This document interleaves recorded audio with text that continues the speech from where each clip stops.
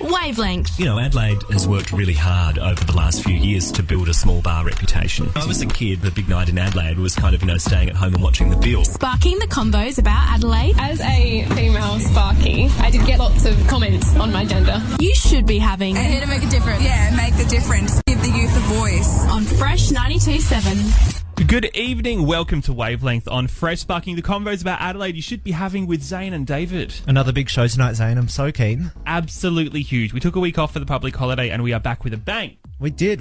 That was last week. I can't believe that week's gone by so fast. But first up today, everyone's talking about how it has been confirmed that Eddie Betts will return to play for Carlton after weeks of speculation about whether or not he would leave for the Crows in the 2020 season.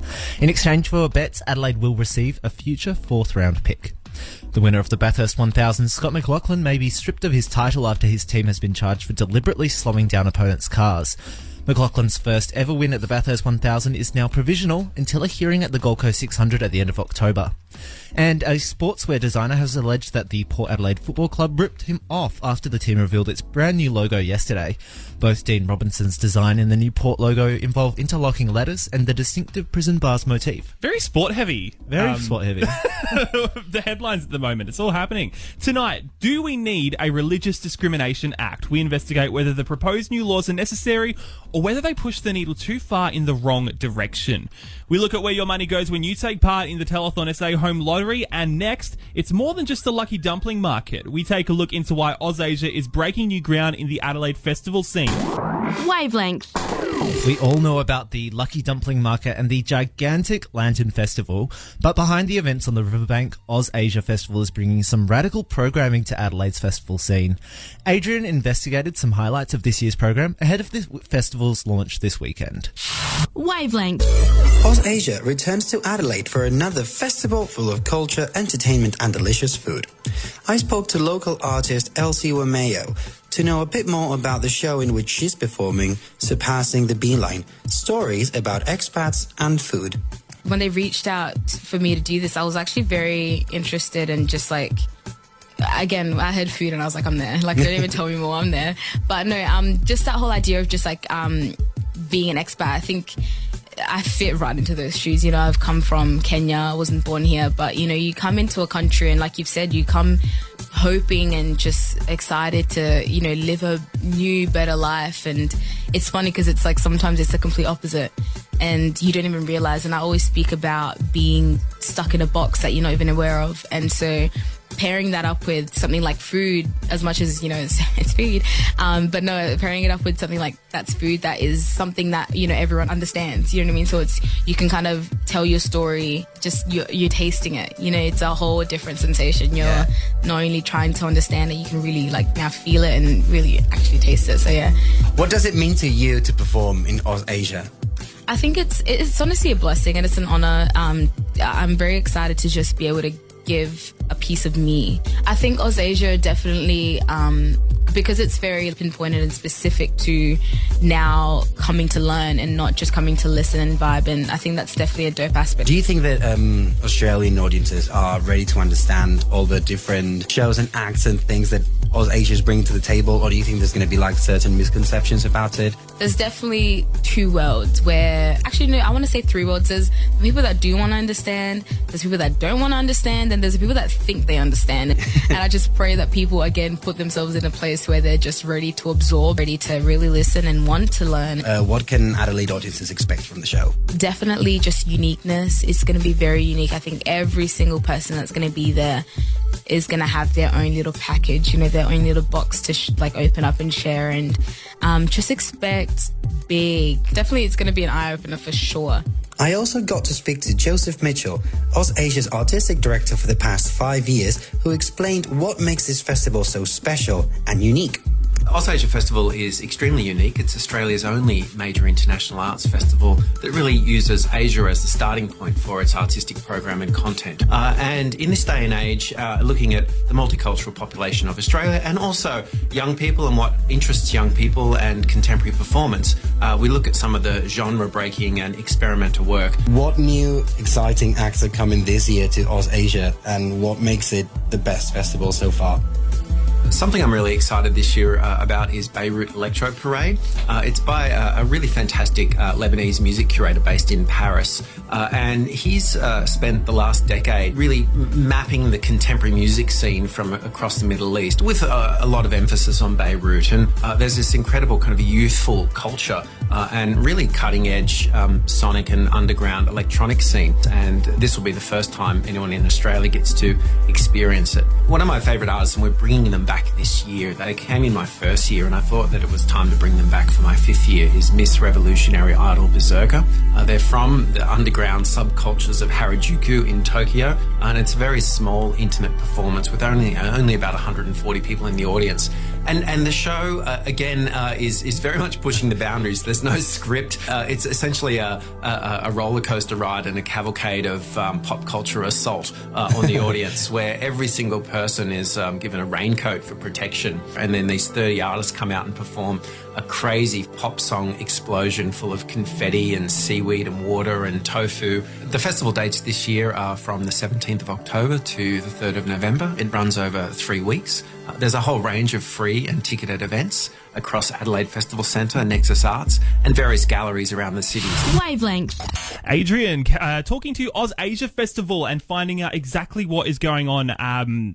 It's such a cool festival. I have so much time for OzAsia Festival, and I think it's one of the best festivals that we have. Absolutely. I think it's underrated as well. It seems like the program this year is crazy as usual, and I especially loved that Japanese act that they were talking about at the end. I was going to bring that up too. Yeah, it sounded amazing. Yeah, I'm definitely going to see that. They throw things at you while you're in the audience and just all sorts of fun stuff. It sounds incredible. Yeah. OzAsia Festival does start this Thursday, continues through until November the 3rd.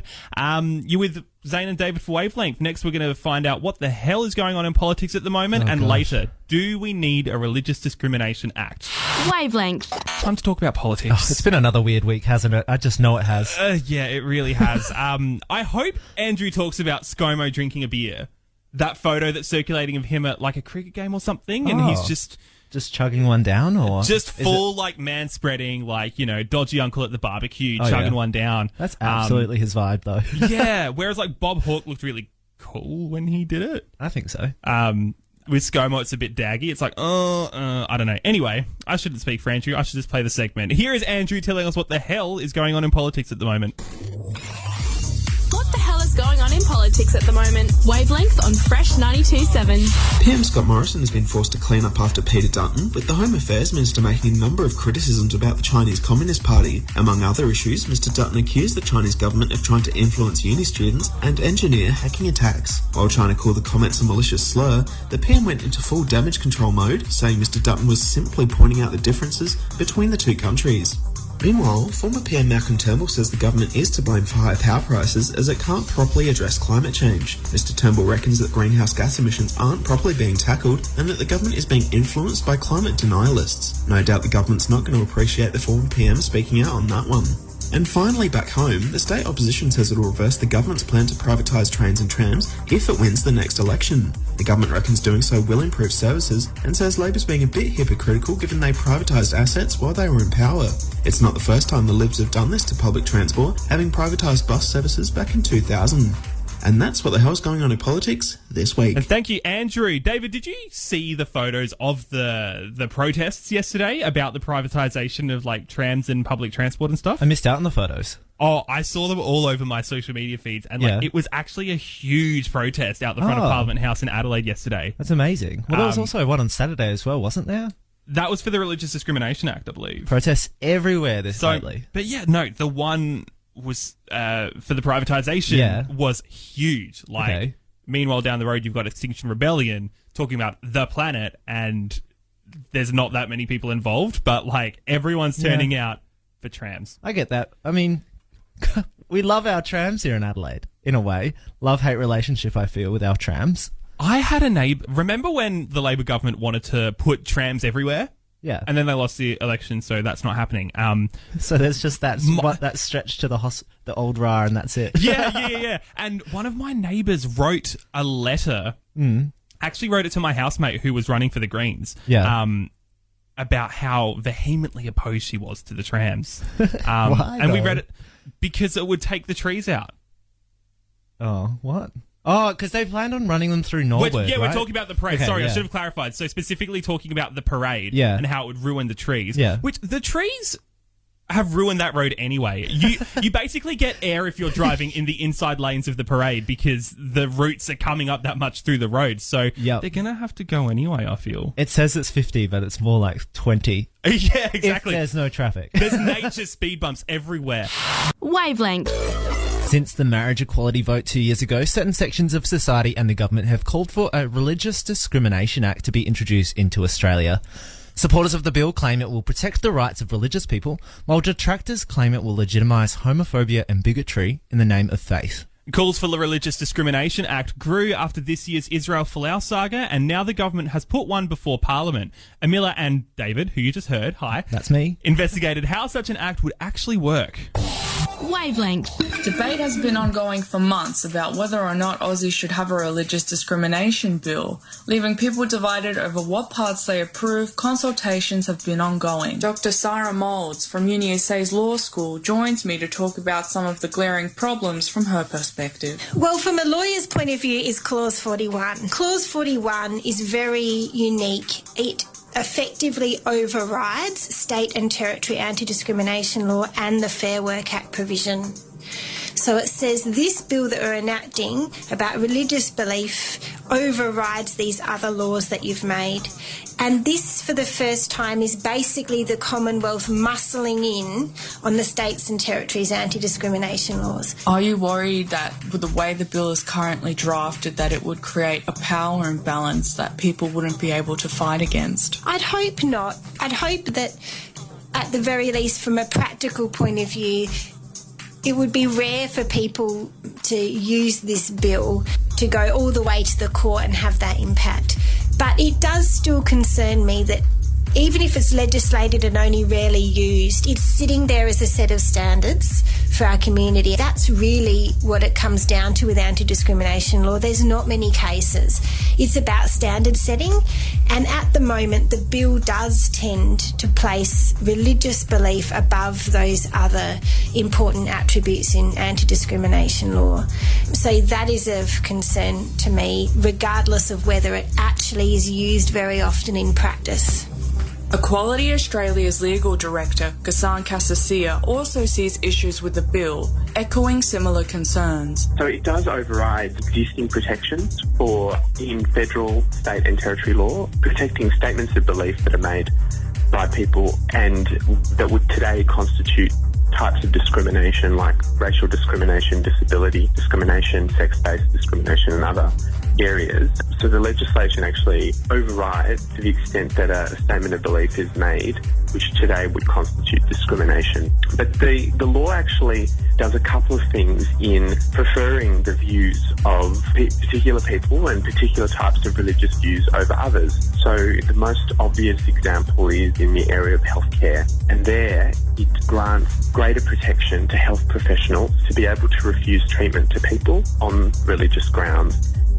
Ultimately, do you think that that's a right people should have, even in professional practice, to be able to turn away people based on their religious beliefs? Well, the troubling part of the legislation is it tries to do what state and territory laws already strike a better balance in doing.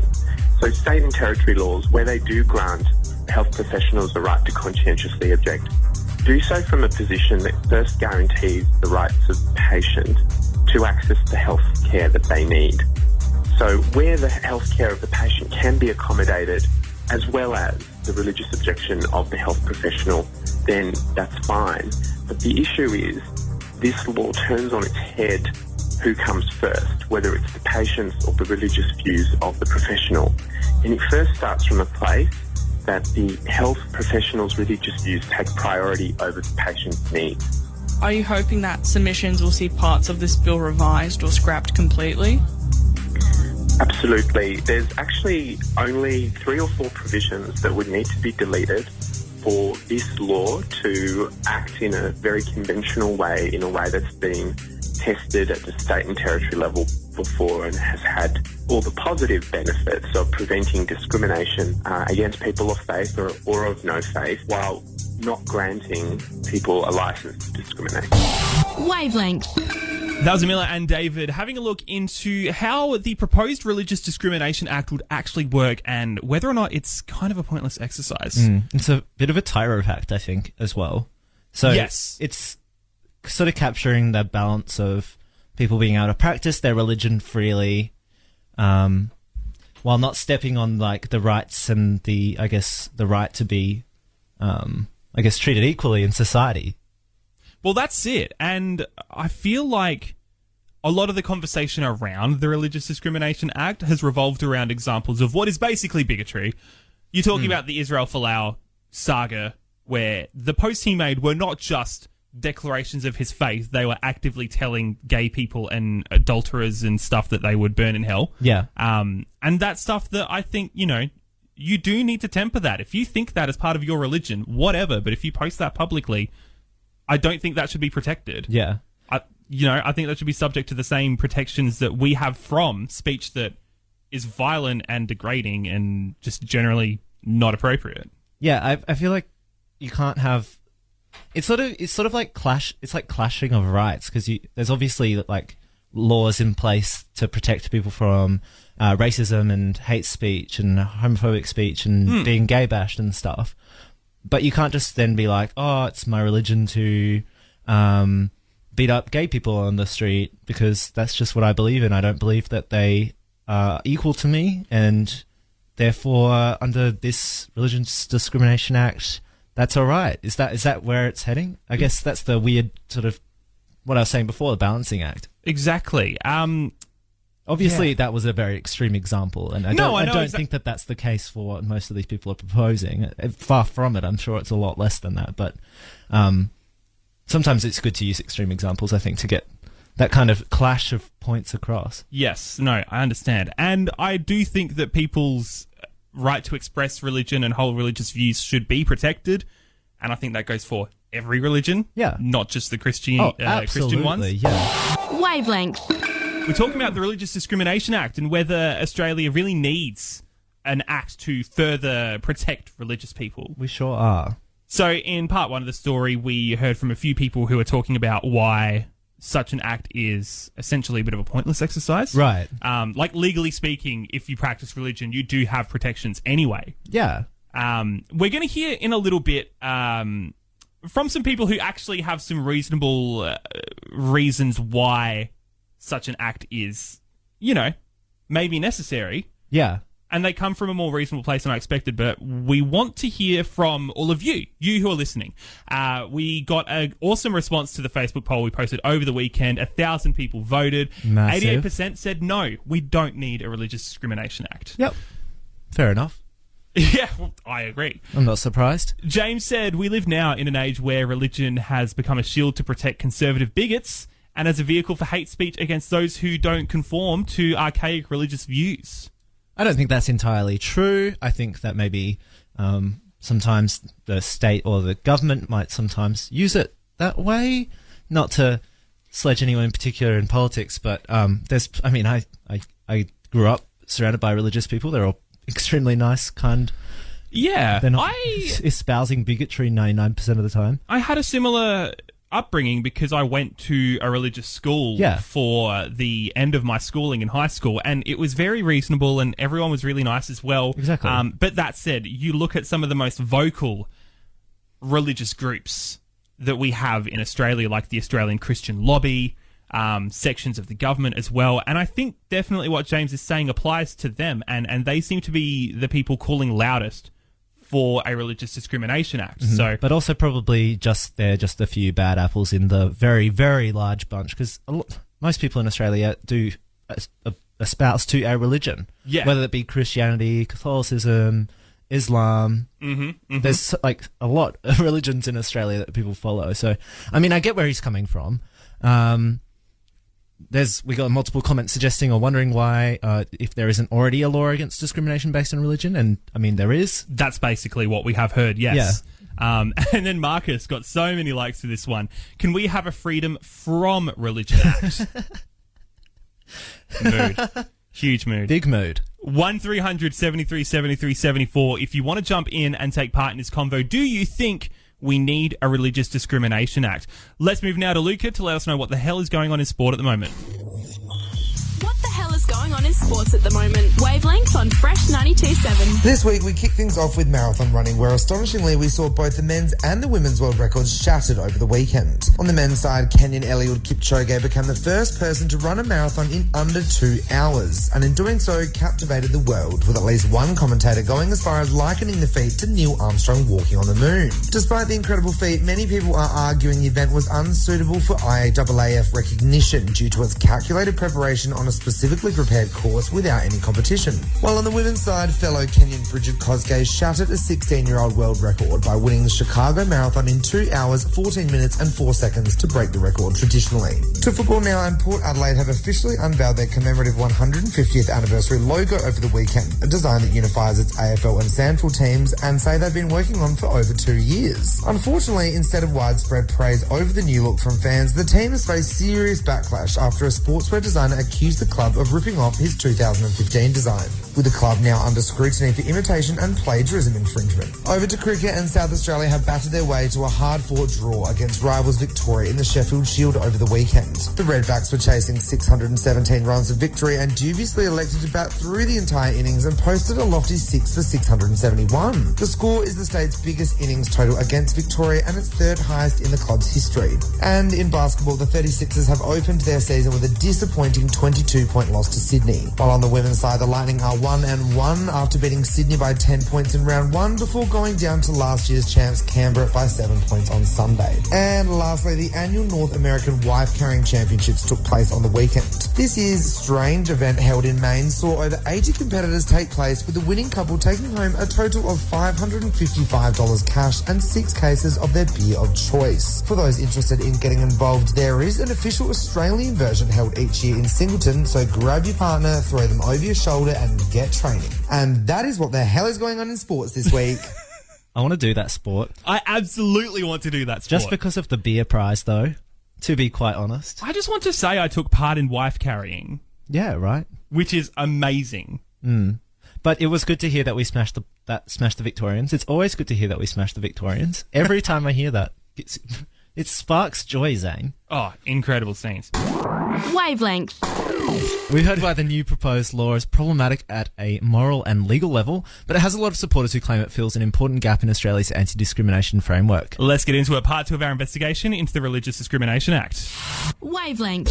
While the bill is facing scrutiny, other voices have come out supporting the draft, viewing the move as a positive first step to religious freedom in Australia. I talked to John Steinoff, Managing Director of the Human Rights Law Alliance, and Michael Callahan, Executive Director of Freedom for Faith. The Religious Discrimination Bill is a very modest piece of legislation. It's not going to fix or address all of the issues that we see with religious freedom in society, and it's only targeted at a very narrow set of principles. There are many people who've been fear-mongering about the bill and suggesting that it's going to do things that simply it's not going to do. If you look through the bill and read it, the main thing it addresses is discrimination against people on the basis of religious belief.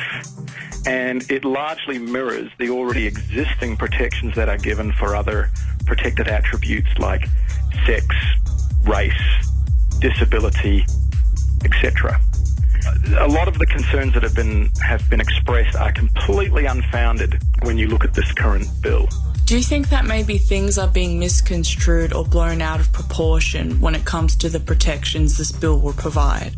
Yeah, I think so. And I think there's a lot of alarm that as soon as this happens, then employers are going to have to completely change the way they do workplace relations, or that people won't have access to medical services and so on. And those kind of claims were pretty much dismissed by the Matic inquiries that looked at this and said, look, we can see how these things work at a state level, and they just haven't produced those kind of dire outcomes. So I think that there's a lot of alarmist talk, and I think we just need a bit of calm, measured reflection on this, and and work on the draft and get something reasonable in place. Are you concerned about some of the clauses in this bill and the way it will interact with anti-discrimination law? Statements of belief only get very narrow protection. And the only protection they get is that you can't take action under a discrimination act in the states and territories where someone simply made a statement of belief. And really what this, I think, is seeking to cure is the use by activists of discrimination laws to try to shut down ideas they don't like, speech they don't like. So there's people who are speaking their beliefs. They may not be popular. But other people then use discrimination law to try to shut them down from being able to say the things that they believe, to divert them from engaging in the public square. And that's the only protection that you get of your statements of belief. If you use those statements of belief to bully someone in the workplace, then someone can take action against you under current workplace legislation. It doesn't protect that. If you use your statements of belief to discriminate against someone or against a minority, then you have the Sex Discrimination Act and various discrimination acts that continue to exist and protect people from that kind of discrimination. If you'd use a statement of belief to refuse to provide someone with goods and services, then you have the Equal Opportunity Acts in the various jurisdictions. You've got the Discrimination Act. So it doesn't override state and territory acts in the way that some people have been saying it does. It just simply doesn't on reflection. Is there anything else you'd like to add? Law is only ever part of the answer, but having a healthy culture and an ability at a very, very local level to be able to, be friends and share a meal with people who have different beliefs. That's just as key, if not more. Wavelength. David and Amila chatting to some experts in favour of the Religious Discrimination Act that's currently before Parliament, with some interesting arguments. A little bit more reasonable than I perhaps expected. Yeah. Well, I mean, one of them was a human rights lawyer who works on religious discrimination cases, and the other one was a guy from Freedom for Faith, a sort of religious special interest group. Well, yeah, their bias is clear, but, you're going to have lobby groups on all sides of all issues. Yeah. I don't know if I'm convinced. No, but I think we're going to delve into that in a sec. Wavelength. I'm curious to know what you think, Nick, on line 1. Do you think we need a Religious Discrimination Act, Nick? Look, personally, I don't think it hurts in any way, shape or form. As long as people treat other people with respect, and regardless of who you are, what you believe in, we do the right thing by everyone else, and I don't see it as an issue. It only becomes an issue if people use it as a weapon. Mm-hmm. Well, yes, exactly. I do have some concerns. By the way, are you on like a highway or something? Yeah. Sorry, man, I'm driving. It's okay. I do have some concerns that maybe it will be used as a weapon, but I think look, if we were to use and just be... Sorry, I'm finding that noise so distracting. I think the point is that if we just all act sensible, as Nick said, we wouldn't even necessarily need these laws. Oh, totally. Any discrimination laws. I mean, it's not hard to be respectful of one another at all. Exactly. Daniel, what are your thoughts, mate? Religious Discrimination Act? Daniel, that was your cue. Oh. Hello. Hey, yes. Hi, how we doing? Yes, great. Good. I think, like old mate said before, we don't.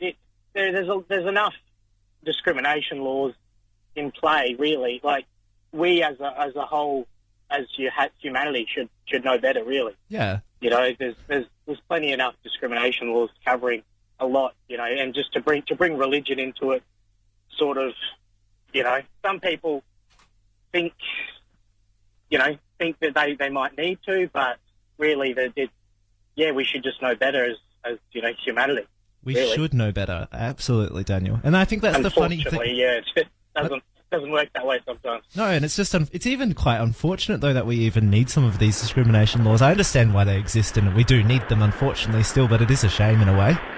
Yeah, it is, and how far the whole of humanity's come, and the advances we've made, and we've come down to little things having to need bring all these discrimination laws in because we don't know how to treat the person next to us exactly the same way we'd like to be treated. because there is this certain group of society who do insist on not behaving the way that we were all brought up to behave. I agree. We do have to quickly move on. Thank you, Daniel, and thank you, Nick, as well, for ringing up. We need more Daniels and Nicks in the world. Yeah, exactly. Like, that is absolutely the right perspective to be taking. Just treat each other with respect. In an ideal world, you wouldn't need it, but we're not in an ideal world, and there's a lot of horrible people everywhere. Everywhere. Anyway, let's quickly move on to our final story of the night, and then we can let the come up get into this studio. We're in the DJ studio. This is a weird vibe on air. They want to remove us forcefully. Gunda G is giving us evil eyes through the window. We see you. Our final story for the evening. The Telethon SA Home Lottery gives you the chance to win some insane prizes. But which charities benefit when you buy a ticket? Kelly spoke to the chairman of Telethon SA to find out more. Wavelength.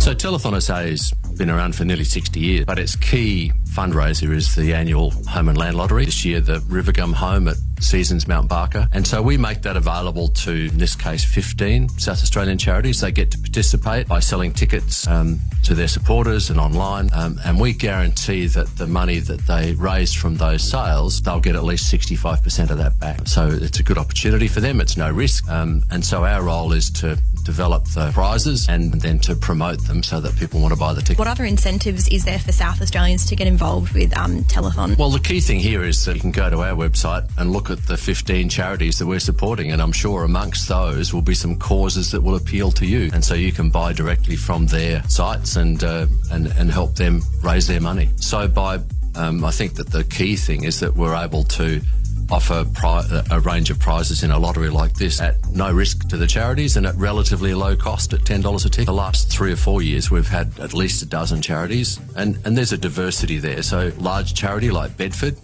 a small charity like Laurel Foundation. Then you have some newcomers this year. Operation Flinders have come in and joined us. And so they each have their own strategies around how best to raise their money. What's the next project you're working on, Neil? Well, our next job is to try and develop another list of prizes for next year's lottery. Never rest on our laurels. This current project is the result of a 3-year commitment from Rivergum Homes.